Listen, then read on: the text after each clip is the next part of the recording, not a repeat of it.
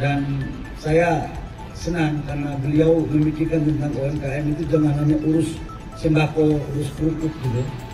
Ya sekali-sekali UMKM urus minyak, karena Menteri UMKM ini latar belakangnya memang kerja di migas. Alhamdulillah hari ini saya didampingi oleh Menteri UMKM, Gubernur Jambi dan perwakilan dari Bupati. Ini Pak Gubernur Jambi, Wakil Gubernur, Kepala SKK Migas, kemudian Dirut Pertamina, Pak Simon, dan teman-teman yang lain.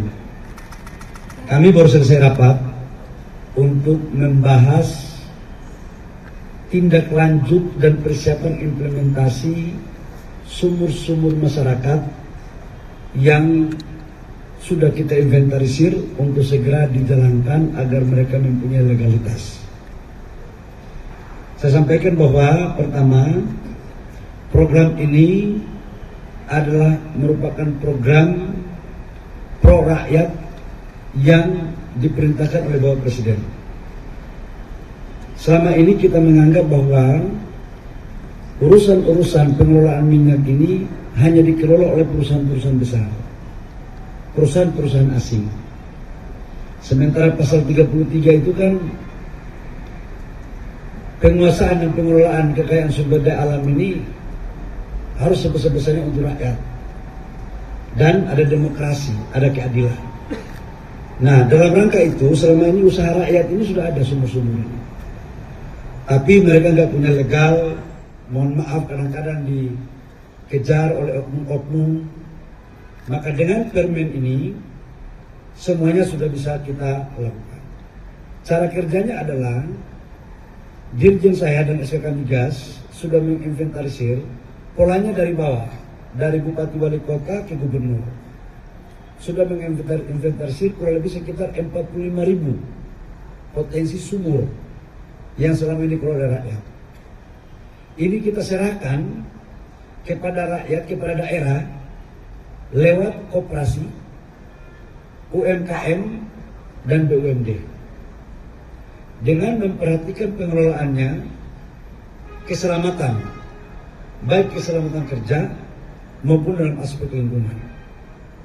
Tadi kita sudah dapat juga dari Menteri LH yang diwakili oleh Sekjennya, akan diberikan guidance secara baik, dan Pertamina sebagai K3S untuk juga memberikan pendampingan dalam rangka implementasi agar jaminan keselamatan kerja bisa dijaga dan lingkungan terjaga. Dalam implementasinya, seluruh hasil sumur-sumur rakyat dari hasil itu dibeli oleh Pertamina atau K3S lain yang punya refinery dengan harga kurang lebih 80% dari ICP. Ini tujuannya apa?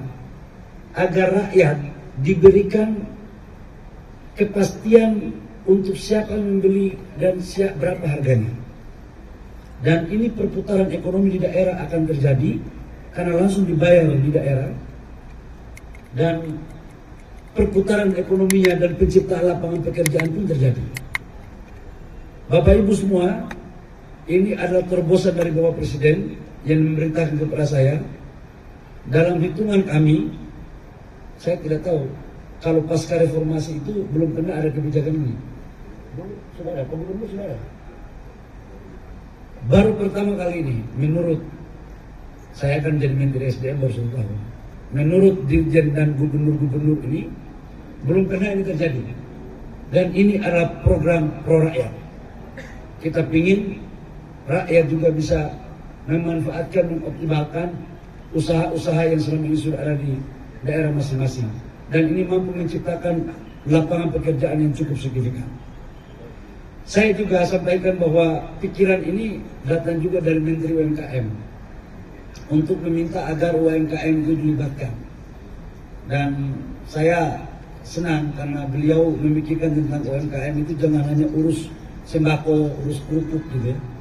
Ya sekali-sekali UMKM urus minyak, karena Menteri UMKM ini latar belakangnya memang kerja di migas. Jadi ini namanya UMKM modern. Saya pikir sebagai pengantar dari saya persilakan ada pertanyaan kepada siapa saja, pasti akan dijawab secara lugas oleh tim kami ini. Silakan. Berarti ini boleh ditegaskan diwajibkan seperti itu nantinya, dan ketika saya tidak ada yang langsung berhubungan dengan operasi UMKM untuk bisa menyerap minyak. Selama dia di wilayah kerjanya dan dia punya refinery, nggak ada masalah. Jadi tidak mesti di Pertamina, tapi selama K3S-nya itu punya refinery, karena kan dia harus jual dan kemudian dikelola. Jangan lagi ada isu bahwa ini satu pintu beli Pertamina. Ya. Soalnya kan sekarang saya takut sekali, tangan saya aja bisa jadi viral, karena apalagi omongan. Jadi yang sudah berkontrak Pertamina dan UMKM sudah bisa jalan langsung Pak ya sekarang itu? Langsung bisa jalan.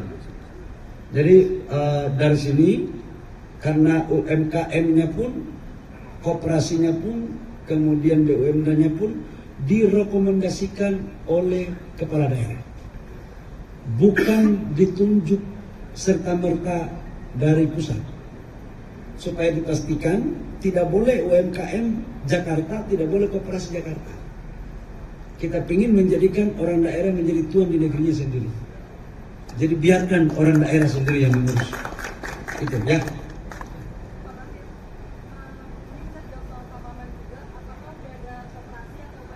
Nanti ditambahkan ya oleh Pak Gubernur sama Pak Wamen. Yang pertama adalah, sekali lagi saya ulangi, koperasi UMKM BUMD itu direkomendasikan oleh kepala daerah, bupati, gubernur. Jadi kalau ditanya sudah ada. Bahkan diajukan bukan satu atau dua, beberapa. Tetapi dalam aturan main kan ada, nanti kita verifikasi yang memenuhi syarat. Yang kedua, menyangkut dengan kemampuan, saya percaya gubernur sama bupati tidak mungkin merekomendasikan sesuatu yang tidak mampu. Yang tahu daerah adalah kepala daerah. Jangan saya menteri merasa sok tahu tentang daerah, sekalipun kadang-kadang tahu juga. Tapi kita tidak boleh merasa sok tahu, karena itu butuh kolaborasi antara kerjasama kepala daerah dengan kementerian. Apa lagi ini? Oh, jadi saya belum jelaskan tadi ya, mohon maaf.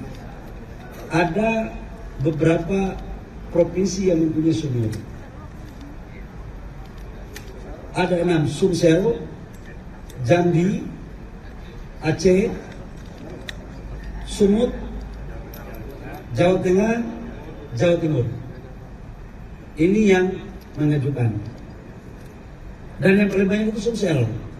Sumsel tadi ada wagubnya ada, tapi langsung pulang.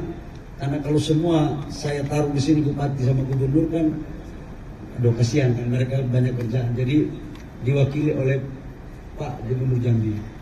Partainya beda kok. Saya jangan dibilang bahwa dia dari ini. Saya Golkar, beliau ya nggak tahu partai apa PAN kira-kira ya. Tapi kira-kira setengah-setengah warna-warna kuning juga. Ya.